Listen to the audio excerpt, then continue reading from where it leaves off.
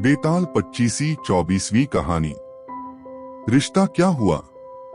किसी नगर में मांडलिक नाम का राजा राज करता था। उसकी पत्नी का नाम चड़वती था। वह मालव देश के राजा की लड़की थी। उसके लावण्यवती नाम की एक कन्या थी। जब वह विवाह के योग्य हुई तो राजा के भाई बंधुओं ने उसका राज्य छीन लिया और उसे देश निकाला दे दिया।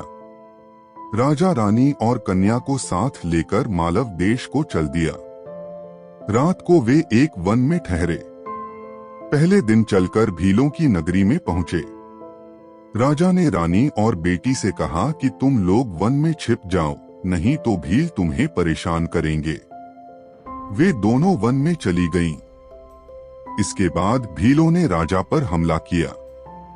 राजा ने मुकाबला किया, पर अंत में वह मारा गया। भील चले गए। उसके जाने पर रानी और बेटी जंगल से निकलकर आईं और राजा को मरा देखकर बड़ी दुखी हुई। वे दोनों शोक करती हुई एक तालाब के किनारे पहुंची। उसी समय वहां चंडसिंह नाम का साहूकार अपने लड़के के साथ घोड़े पर चढ़कर शिकार खेलने के लिए उधर आया।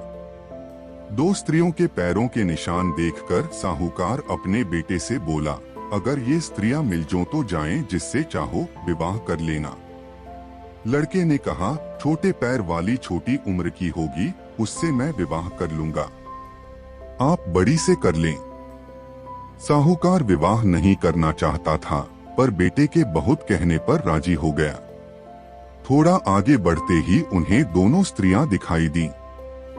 साहूकार ने पूछा, तुम कौन हो? रानी ने सारा हाल कह सुनाया।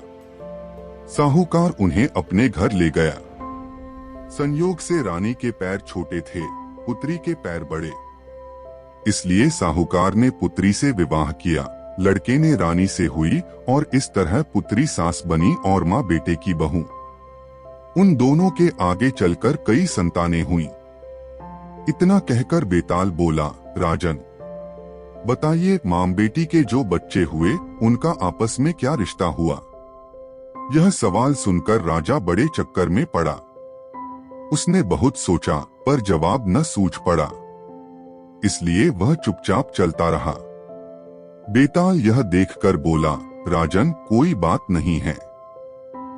मैं तुम्हारे धीरज और पराक्रम से खुश हूं। मैं अब इस मुर्दे से निकला जाता हूं। तुम इसे योगी के पास ले जाओ।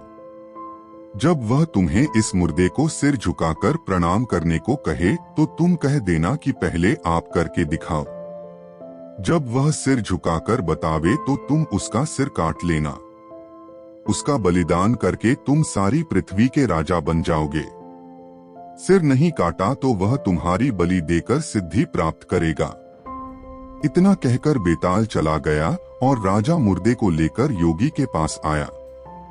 इस कहानी का अगला एपिसोड सुनने के लिए वीडियो को लाइक और चैनल को सब्सक्राइब करें।